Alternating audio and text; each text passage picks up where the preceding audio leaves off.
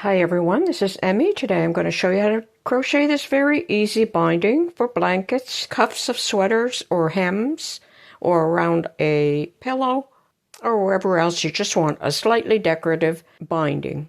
So let's get started. For this easy spike stitch, it's single crochet in one stitch, spike stitch in the next. So you go to the next stitch and all the way down to the next row and complete your spike stitch. Single crochet in the next stitch,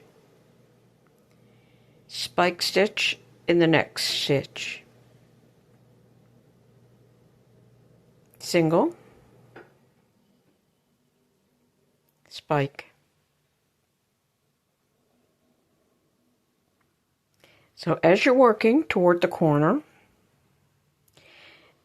you want to end with a single crochet in this stitch. So if the next stitch is not a spike stitch, skip a stitch between your single crochets. For me, it's not going to work out that way. I do have a spike stitch, so I'm going to work my spike stitch. And in this corner, I'm going to work 2 single crochet. 1 and 2. So now I'm going to be working down the other side. And the next stitch is going to be a spike stitch.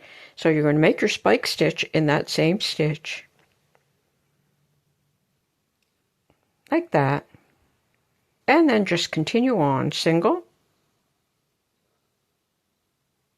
spike, single, spike.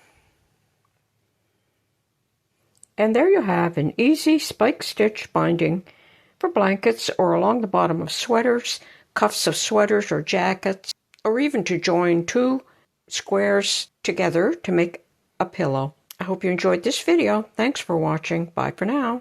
If you like this video, please click like, as it helps in the YouTube algorithm.